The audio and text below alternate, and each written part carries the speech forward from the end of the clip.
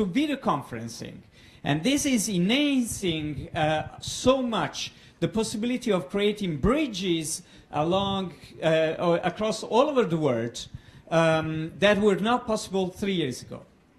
So our vision is that this is the time for a region like Trentino Alto Adige to get connected into the innovation network in the world. And we can't lose time. We can't stay here and look at what is happening for 3-5 years more, because otherwise we'll be out. So what are we doing? So a long journey. It's a long journey to get connected into the world for us. And it starts with, every long journey starts with the first step. This is a Chinese saying, apparently. If you don't leave, you won't arrive. If you don't start, you won't arrive. So TechPeaks is our starting place. It's a program that is meant to bring people, and again, we have heard from Riccardo Luna that the people capital is what Italy is rich of, but it's also what makes a change in innovation. So it's a way to bring people here, get them connected to the region. Some of them will stay, some of them will go, and will connect the region to the rest of the network globally. And we hope that this first step that starts from Trento will involve at some point Bolzano and Alto Adige, and then if this works, more people will get interested about what is happening here, why, and we'll see our mentors from all over the world will come here and talk to the TechPeaks program, and more people will want to stay around and see us because this is a place where things happen. And our effort will be in making it more and more so. So what is our effort? What is the TechPeaks program? TechPeaks is an 18-month-long program with 2 phases. A phase 1 that is called properly the People Accelerator that lasts for 6 months, and a phase 2 that lasts for 12 months. The phase 1 consists in this. There is a call out for people to join us. The program starts on May the 30th this year. The applications are open until April the 5th. And what do we take? We will take both teams that have ideas, and that's the typical thing every accelerator does. But we're not just another accelerator. We're a people accelerator. So we also take individuals that have an idea but don't have a team, or individuals that don't have an idea and don't have a team. And why are we doing that? Because teams will be also formed here. So we take the raw material that is the people capital, and our value proposition is that we lower the risk on the teams. Most of you, those who work in the startup world, know that the number one cause of failure for young startups, above all of young first-time entrepreneurs, is the team. This is something that is difficult to change. One thing, if you go through the internet and you look for advices of what you should do to start a company, one of the main 3, 4, 5 points, it's usually the first or second, is get the best team as possible. But how do you get the best team? You go around and ask people, are you my best teammate? Are you my best teammate? It doesn't work like that. Occasions to create teams are very rare and difficult, and there's no industry yet to create great teams. So we are trying to create a place where fantastic teams get born. And we will take teams and individuals that can join those teams or create teams out of their own. And we have seats for up to 100 people at the first round. What do we give to these 100 people? We give them free office space, free lodging, free visa support if they come from outside the European Union, and up to 500 euros gross, which should be around 250, 350 net, depending on your other income, per month. And people come here May the 30th. They start working on some ideas. We will have lean. I'll go into details later. And on week 2, 4, 6, 8, you pitch a team and a business idea to a jury of investors to get 25,000 euros for your project. And we're going to fund up to 30 projects in this first round. And this is not equity funding. Okay, this doesn't dilute the entrepreneur or his future investors. And the phase 2, at the end of phase 1, November 30th, everybody's going to pitch in front of many investors. We're aiming at having an investors day with at least 300 people attending. And then starts a phase 2. Phase 2 lasts for 12 months, from November the 30th this year to the same day next year. Companies that went through phase 1, that find a private investment, can qualify to get the same amount of money from Trentino and a matching fund, €1 per €1, up to a cap of 200,000 euros.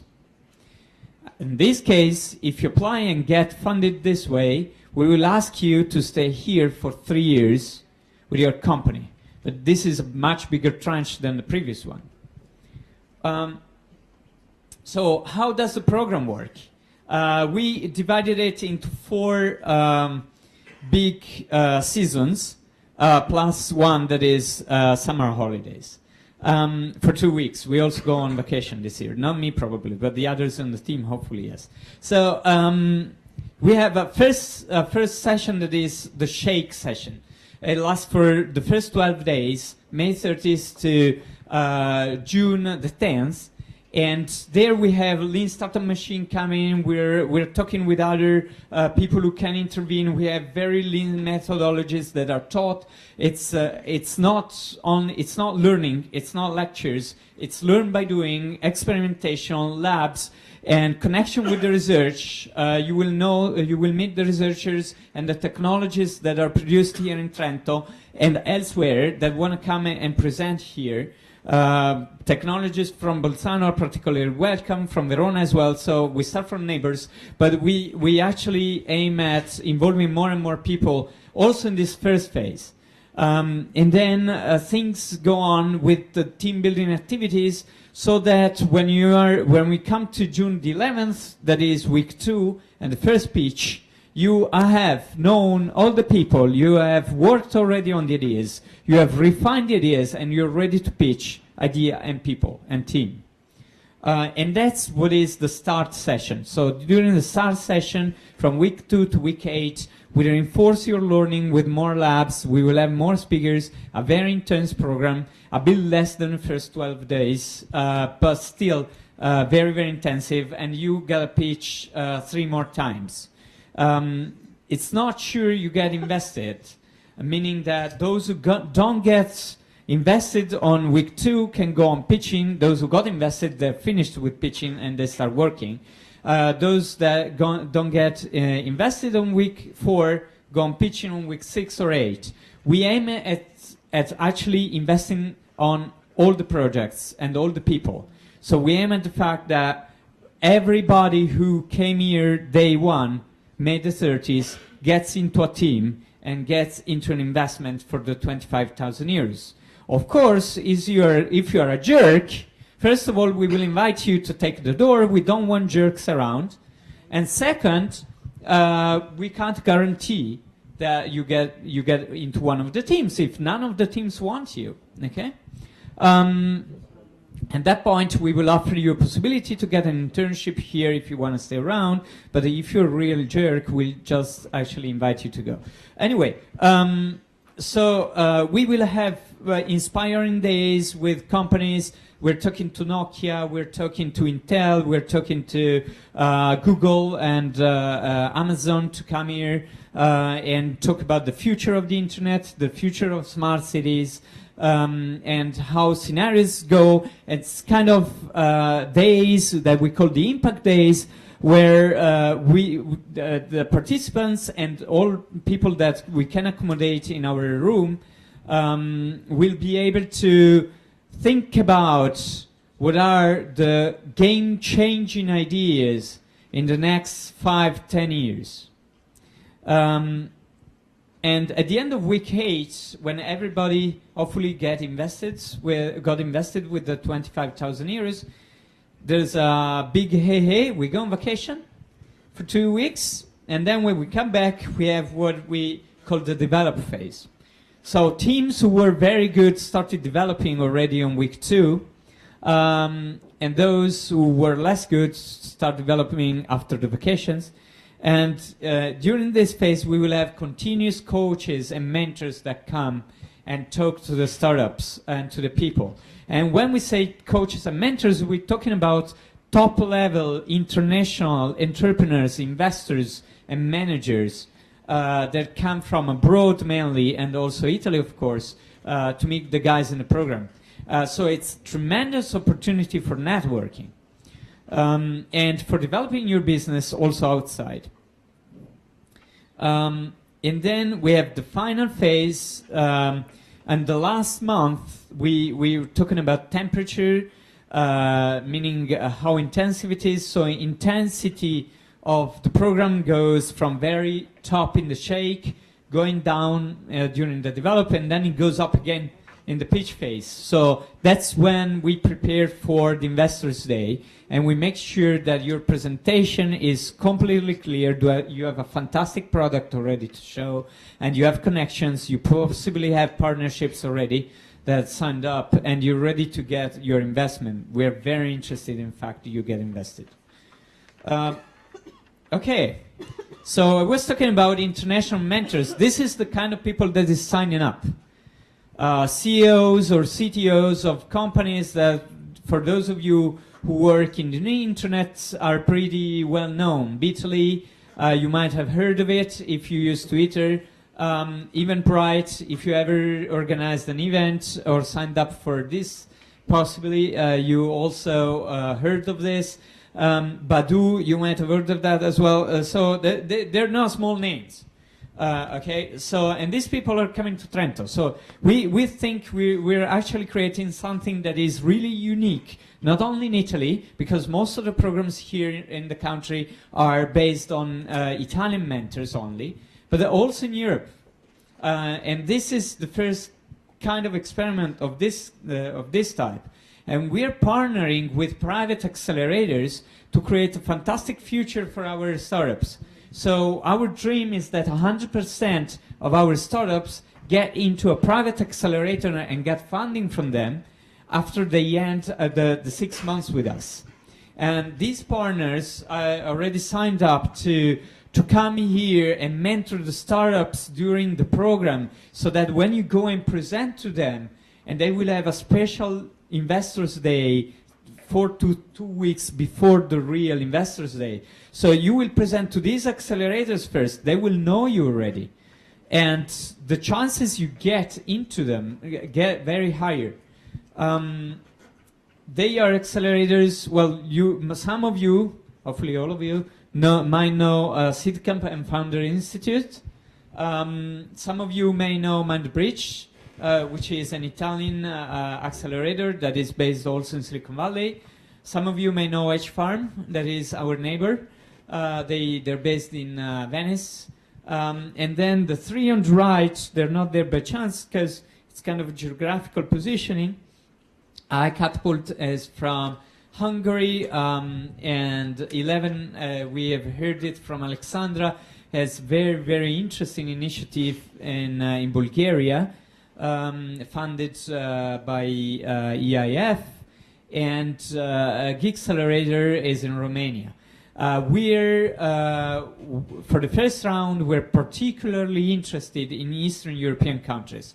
It's not been formalized as with these accelerators, but we partner also with Plug and Play Russia. We're partnering with Launch Hub, which is the other accelerator in Sofia. We're working on partnerships with an accelerator in Kiev, Ukraine, and so on.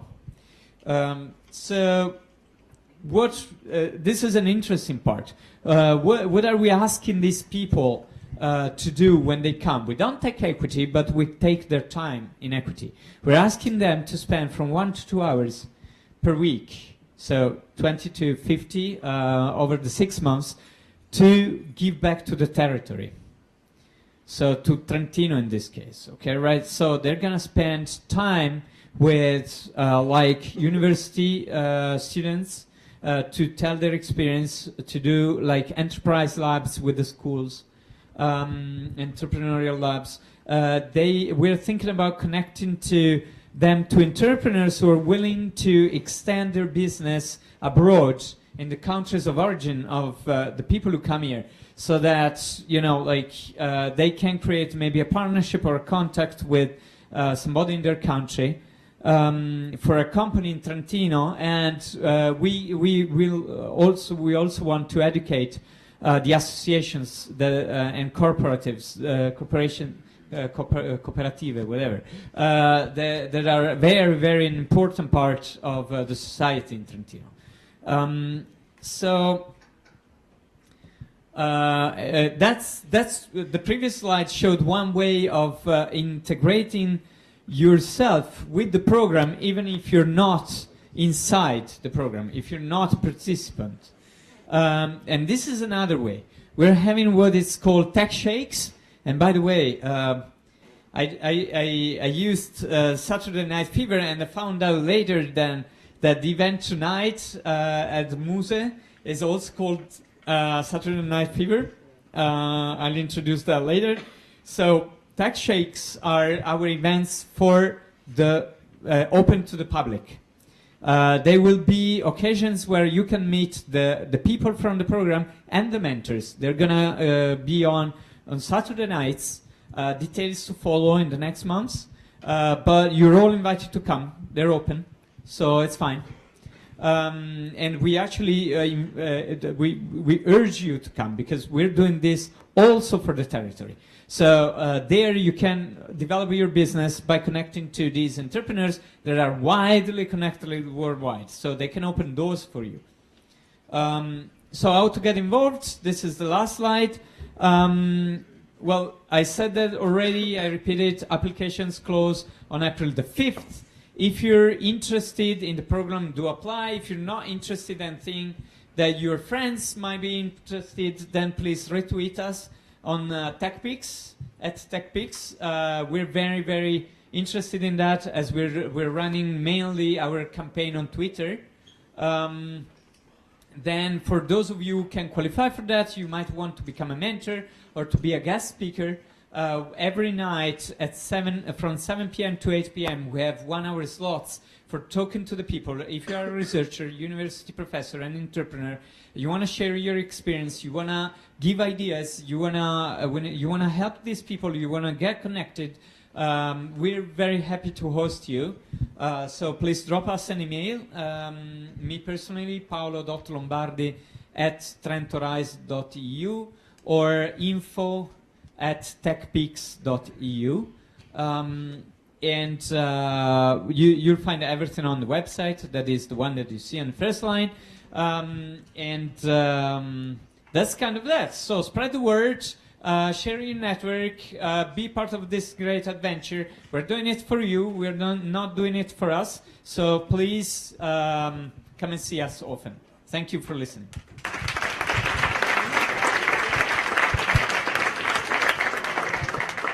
And of course, I'm open to questions. Any question?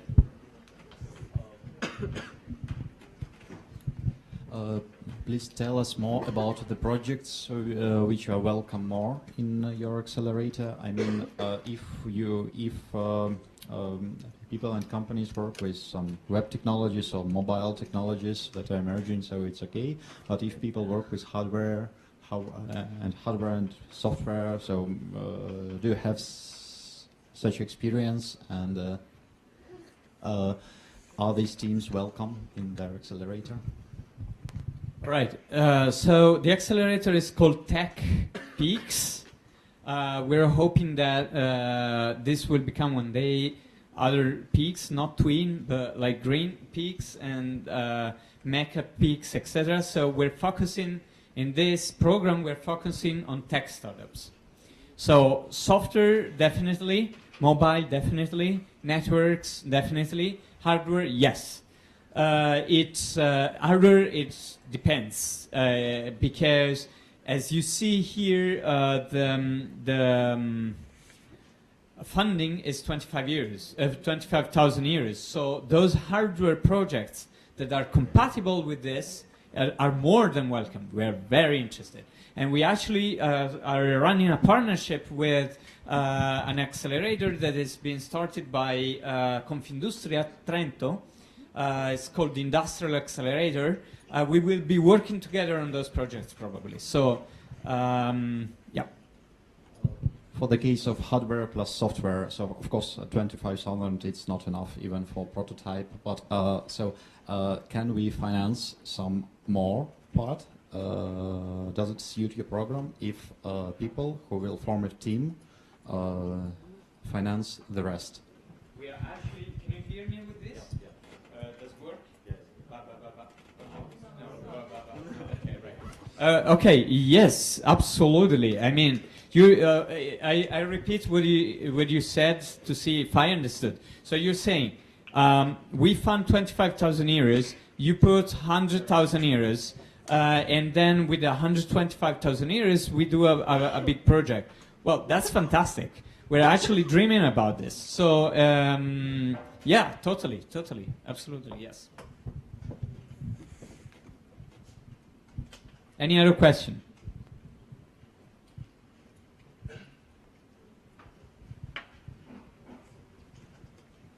So I see the main goal of Take Peaks is to bring people to Trento. What about people who live here in Trento already, or students of the university? Can they apply or what?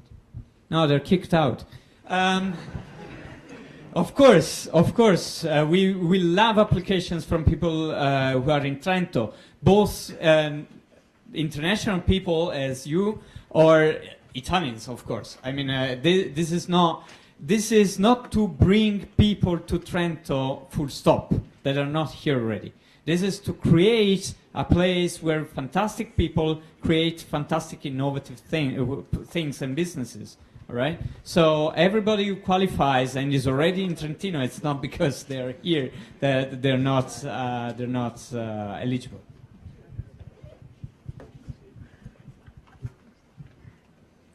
More questions? I would like to know your attitude towards commitment. If a person is doing PhD in Trento University, is it a problem for participating in your program? That's a fantastic question. Actually, it is. Sorry to say that. I heard like, but yeah. I mean, yes, we do want full commitment on the program. We're not playing games here. We actually want the businesses to start. And from my own experience and from everybody's experience in the sector, if you're not fully committed to an entrepreneurial project, that's not going to happen. So yes, commitment on other things is a problem. That means that no sense to file an application and to bring the team? Does it mean that there is no sense to file an application if we are doing PhD? Right. So the requirements on the program are that 51% of the shares of the company, being it already a company that exists or the would-be company, so a commitment on giving 51% of the shares is should belong to people who participate in the program. So you can have a team of 10 people, of whom 2 participate in the program. The 2 of them have 51% of the company, and the rest 8, I'm exaggerating of course, the remaining 8 have the remaining 49% in different ways, we're happy with that. There's another requirement that is, if we're taking a team on a project, so at least half of the team must be with a technical background. Meaning, if it's 2 people, one of them must be a technical guy, and if it's 3, actually 2 of them must be technical guys. Thanks. The same thing with the master? You spoke about PhD, the same thing for masters? Unfortunately, yes, it's same thing for masters. We're not different from the top private accelerators in the world. If you apply to Y Combinator, which is the first one of this kind and the only one that is making money at the moment, because it spins out things like Dropbox that you might know. So they actually ask you in the application, if you're a student, if you're going after a master or PhD, and if you have to complete your studies after spending 3 months in Y Combinator, and then usually, if the answer is yes to any of the 3, it usually means you want to be taken. So yes, we're actually in line with this policy. If it's okay with you, it's okay with us.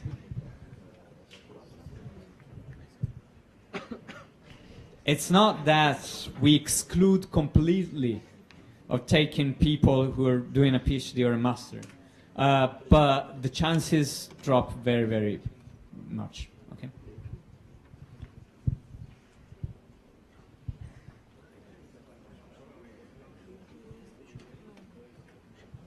Thank you.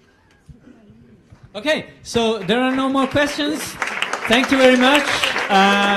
So the lights were on just to announce the startup spritz. For those who haven't attended one yet, it's very informal meeting. We just chit chat. We have one presentation now. That's them. Before going really drinking. Usually in startup spritz we have presentations like 1, 2, or 3 startups or speakers who present. So we're lucky today to have one, but very, very high quality, and coming from very far away, because these people are coming from Barcelona, and they will be running the night, the silent disco, with this crazy instrument that you will see later outside, because they're playing for us as well during the spritz. And they will tell us about their experience, how they got here, and maybe something more. Okay, so let's welcome, yeah, Matthias, but all right, Matteo Reactable, that was the name, sorry, I'm very tired. Reactable. Okay. Hi everyone. So, well, I have some slides, just images, something basic, but just to give a bit, like, the path. Maybe I can plug this.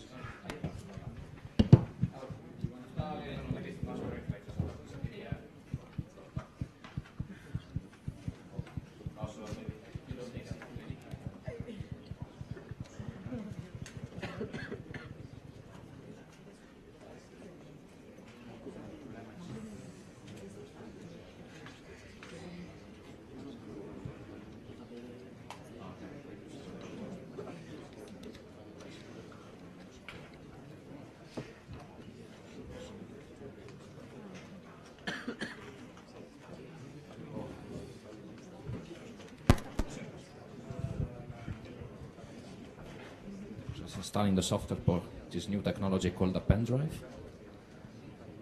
Installing driver software. It's USB mass storage device. Okay, coming. Love this of Windows. Oh, maybe we can turn off these lights, only this row.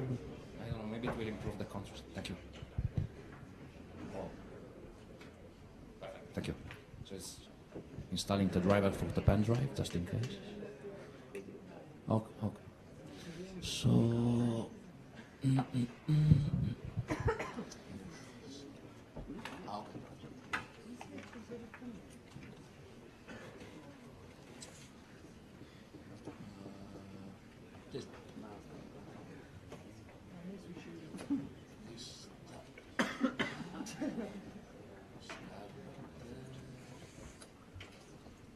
Okay, there we go.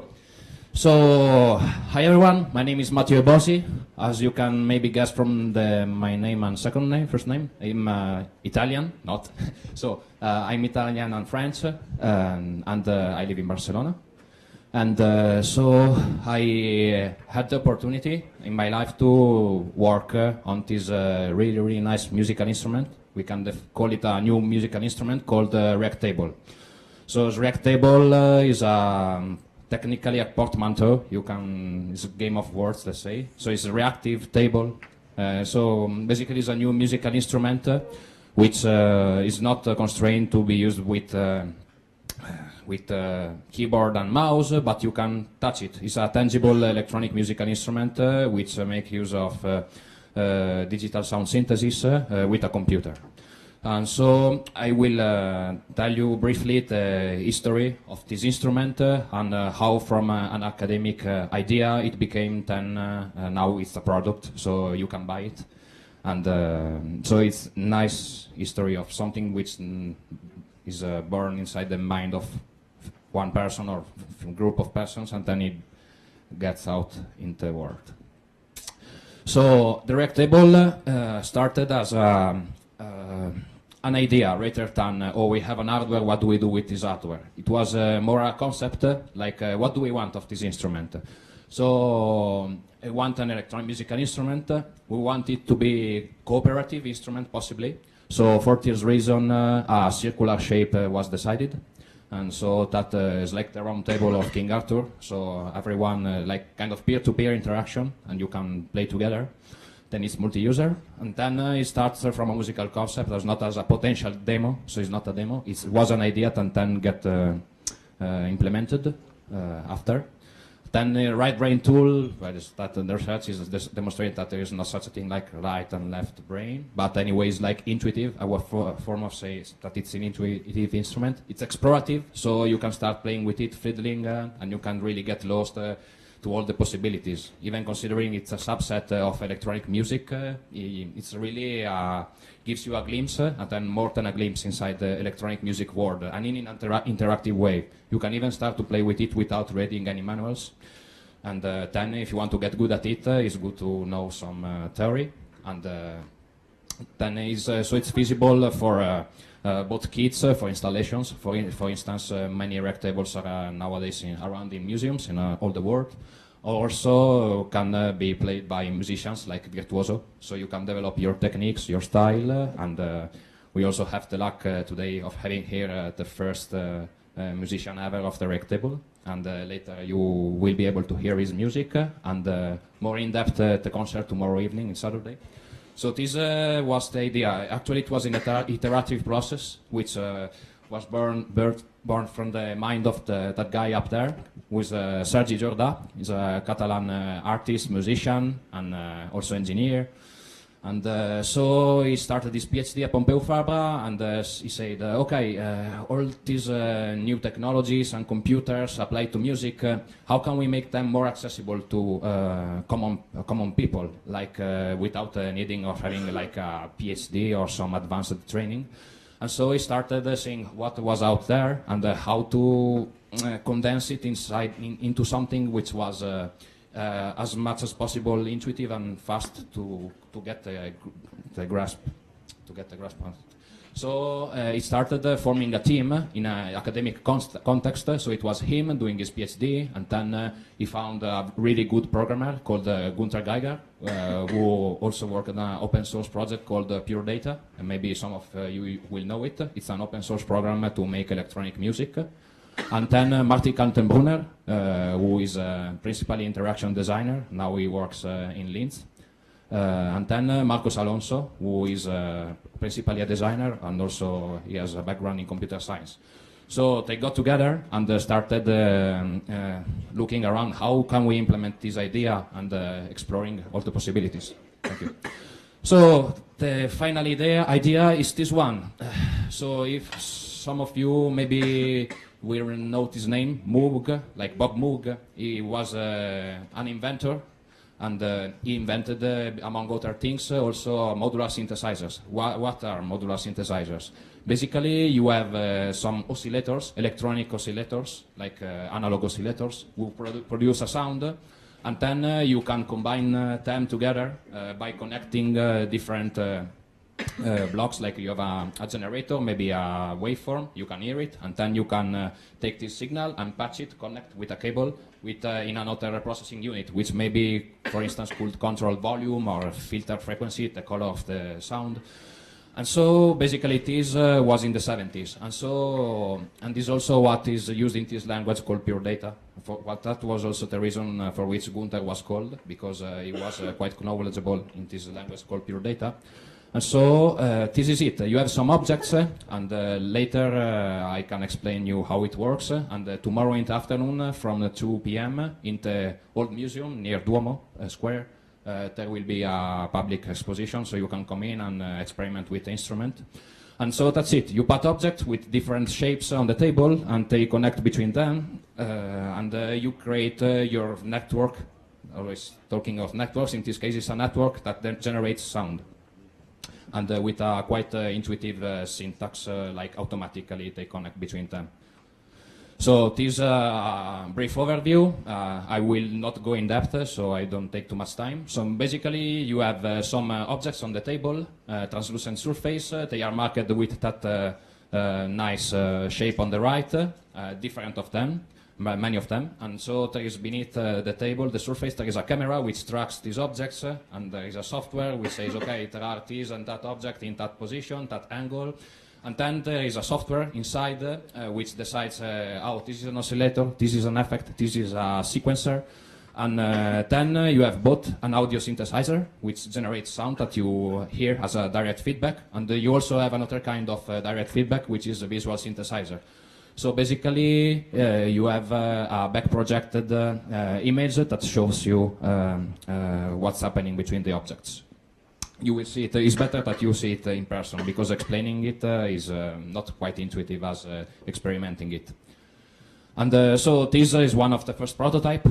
This guy is Moog, by coincidence, and he's experimenting with one of the first prototypes. You see it's quite simple, handmade, let's say, interactive surface, and the feedback is on the screen.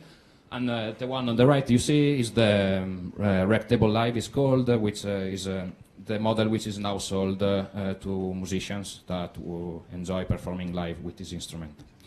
So if we want to assume with some characteristics of the instrument, it's challenging because, okay, you can put object and will make a sound, but it's not so evident all the interconnections that there are, all the implications, so basically you really can explore it.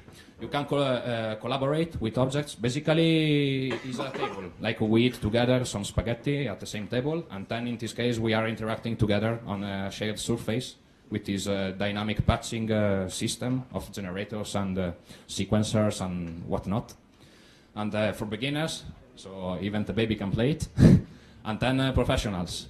For instance, Björk, she always liked experimental and alternative stuff, and by coincidence, it happened like this. You know, maybe it is also helped to bring a bit more in the public the, like, it's not mainstream Björk, but what happened? Michel Gondry saw one of the demo videos that was uploaded into YouTube, and Michel Gondry is a very good friend of Björk, and he said her, oh, Björk, there is this instrument, check it out. And so she decided to use it in the tour.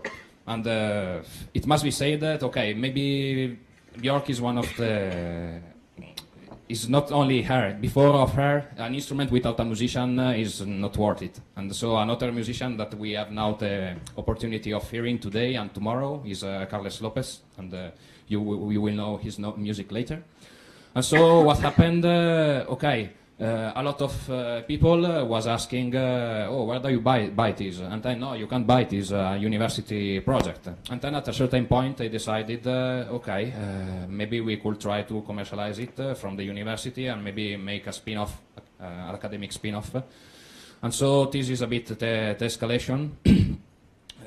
It started many concerts even before of the spin-off, and up to now we count by 2012 approximately Okay, so Carlos is correcting me. It says this probably is 60 countries. So more than 500 concerts and public installations in more than 60 countries. This is Carlos younger, yeah. You know, yeah, because he started at a certain point at the research group, Marcos, Sergi, Gunther, and Marcos, but the four guys, and they wanted to cast We Need a Musician. So they made a casting, and in the end they choose Carles. Maybe then later he could take as a bit of his experience, because when he first saw that it was possible to do such thing with the new technologies, he was amazed. And so he really found is an instrument he likes a lot, and he will be able to talk to you with words and also with music later.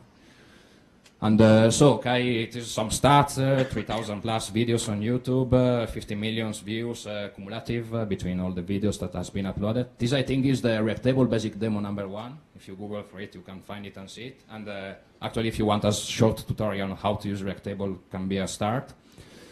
And then many also articles on newspapers, like paper made, also digital ones, like Rolling Stone, Days, Confused. So there was an impact. The people was interested from the music community and also from outside. It won several awards. Now I will not mention them. You can go on the website and read all of them. Maybe one of the most interesting for the community of researchers and musicians and artists, digital artists especially, is in Ars Electronica Linz. And it was given in 2008 the Golden Nika. And here you can see a photo of the inventors some years later. So, Marcos, Gunther, Martin Kaltenbrunner, and Sergi Jorda. So, joint effort, Golden Nika, and Carles, who was the musician who played there to present the instrument. And so here you see some photos from around the world. It had impact, so in Bombay, Tokyo, Austria, Chicago, Hong Kong, Barcelona, 60 countries, so we can put all of them here.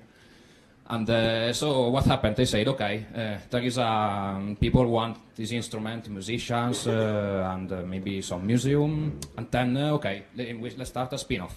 So from Music Technology Group, Rectable System was born. It also has to be said that MTG, Rectable is not the only spin-off. Before there was BMAT, which is principally involved with music information retrieval and database, so basically search engine for audio and similar things, which is also one of the strong points of Music Technology Group.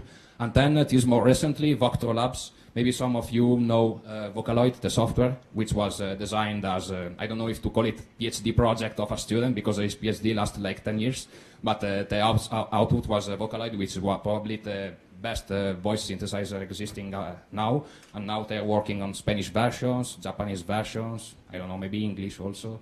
And so there is potential from academia that can spin out in as a company to offer a product that people want. And so Rectable was the second spin-off historically of Music Technology Group. And yes.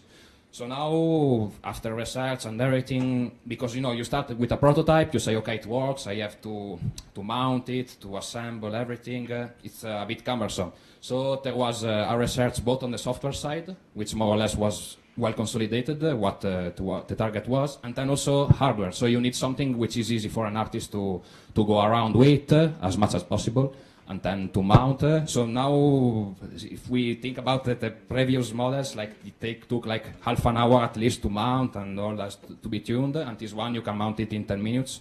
So it's less of a hassle for the artist and more effort and energy for the performance. Then there is this Rectable experience, which is more similar to the initial prototypes as ruggedness, and this is more thought for museums and exposition. So you can turn it on and leave it turned on without a musician. Also a musician can come and play it, but it's thought for public installations.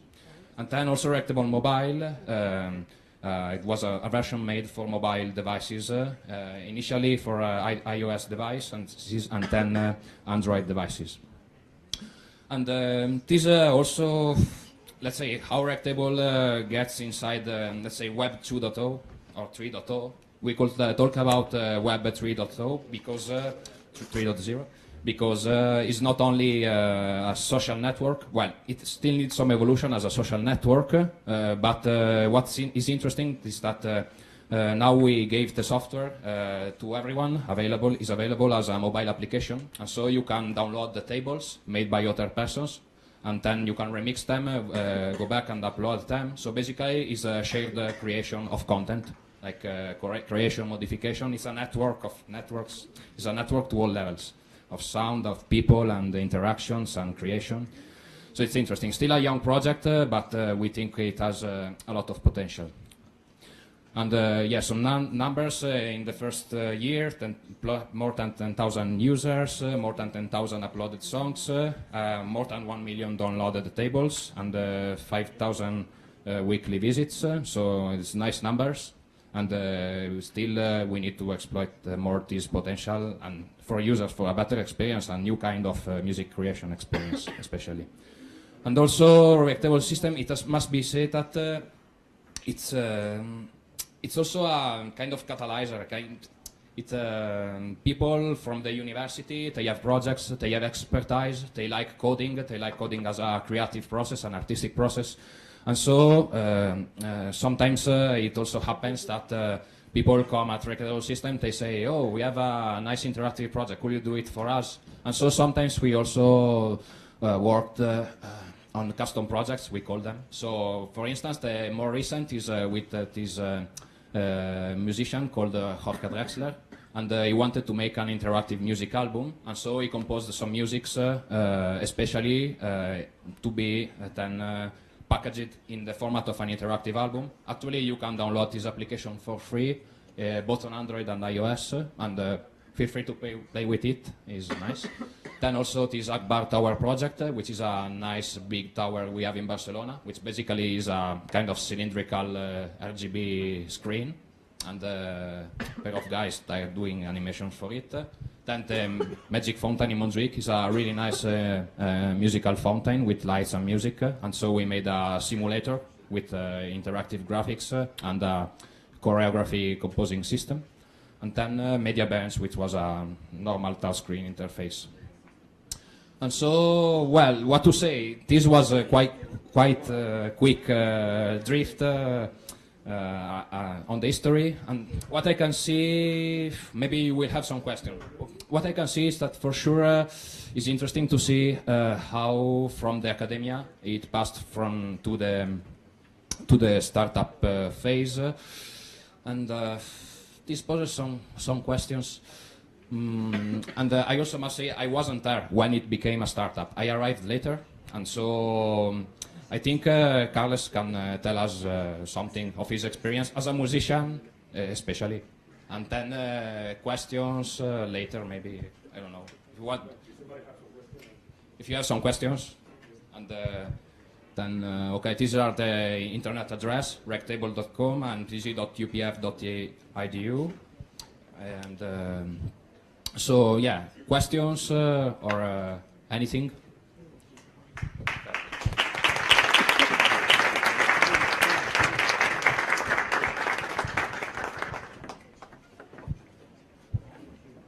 Startup spritz? No, not yet. I also tired. So you're a startup, and this is something you sell, and apparently it's your only market is about very specific avant-garde musicians. Is that a business that can be moved and scaled to other sectors, as far as you know, apart from creating this community online, etc., that can change other worlds? Like I'm thinking about rehabilitation, or like working with somebody who has disabilities, or so going to hospitals. I don't know, like other sectors like this. I see. Yeah. So for sure, it's quite interesting that. It wasn't taught in the beginning, but what we noticed is that, for instance, autistic children are extremely attracted by Rectable, and we already had a pair of students who made some research, and they put a Rectable with these autistic children, and it seems since the different level of seeing reality, which is more bound to maybe visual and aural spheres. It creates some kind of it's a quite deep bond it creates with them. And normally with autistic children, the challenge is how do I communicate with them, because they see world differently and also communication completely different level. And it seems that Reactable, being the audiovisual and tangible instrument it is, it has is able to fill this communication gap. And so rehabilitation, or well, could be like kind of behavioral rehabilitation for children. And I also see probably something related with education, like music education, not traditional music education, but for instance, electronic music. I mean, we must think that electronic music has an history of now more than 100 years. So it makes sense that maybe we start to teach not only traditional music at schools, well, in general music at schools, because here in Italy, it's a bit a pity that is not so well taught music. In France, maybe it's a bit better, but for sure it can also be a didactic tool, not just for rehabilitation, but for sure it's quite interesting. This should be explored more, and also for didactics, because it's something children want to play, want to touch, want to see, want to hear, and the Reactable is the perfect instrument for this. Well, perfect. It's a good fit, let's say. Then there is no limit to perfection, fantasy, and creativity. But it's a good, it's a nice cue that you see that children are so involved with this instrument. It's quite interesting. So, any more question, technical, philosophical, or startup? Any question? Did you say how much does it sell for? Yes. So, if I'm not mistaken, the cheapest is Reactable Mobile, which is... yeah. If Carlos Lopez. No. No, well, there is the mobile version, it should be around $8. Then the live should be around $7,000, which is a good price-quality ratio. Supposedly, apparently. Just for higher musicians, but it's so expensive. Yeah, it's expensive. Yeah, exactly. And also, but there is the case that maybe some musicians, they join their finances, they buy a Reactable, they maybe start a school, they teach maybe how to play with the Reactable. Then maybe if you can make a living out of it. But we know that making a living out of music is not so easy. That's true. And what are the volumes that you manage to sell per year? Roughly. Approximately, I believe should be at least 20 units or 30 of the live. Two series from 20. 2 series of 20 tables, the live one. And then the experience a bit less. Average one each 2 months, which is a bit more experience. Maybe it depends on the period, but it's more or less constant flux. So for now it seems it's let's call it profitable business. I mean, sustainable business for living and working, having a job. That's good. It's not easy already. Yep, with such new technologies. Okay, I lost 10 grams.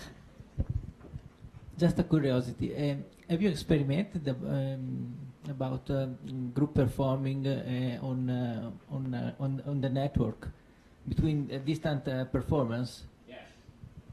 Well, maybe you can hear me. No, it's fine. So basically, yeah. As a matter of fact, when they developed the Reactable. Okay, for the camera. Sorry, people online. How many people is online?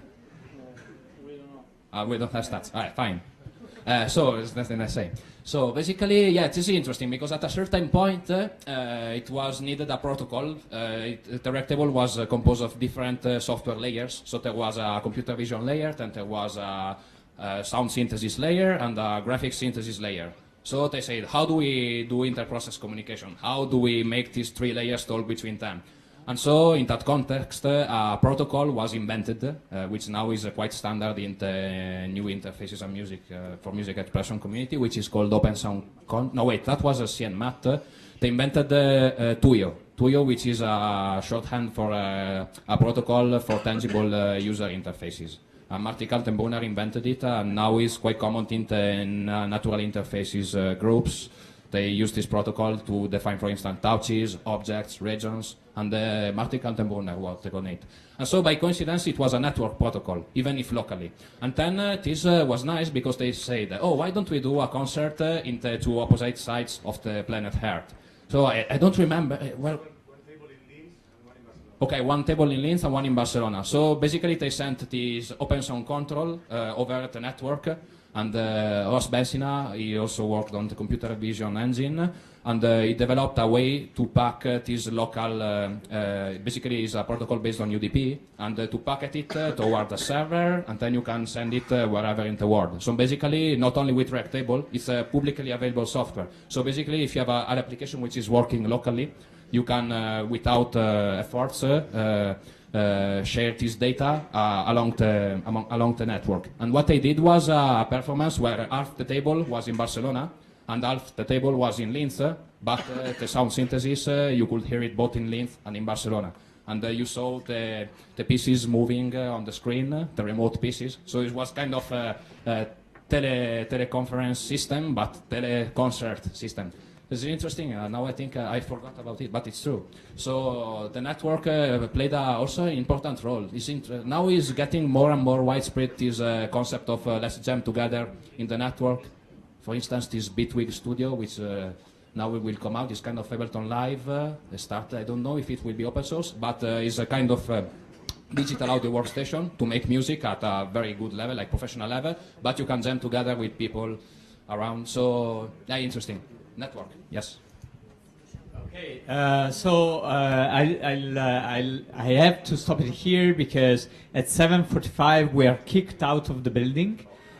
So we have 45 minutes for a fantastic spritz, informal networking. So let's thank Matthew, and we'll hear to the performance.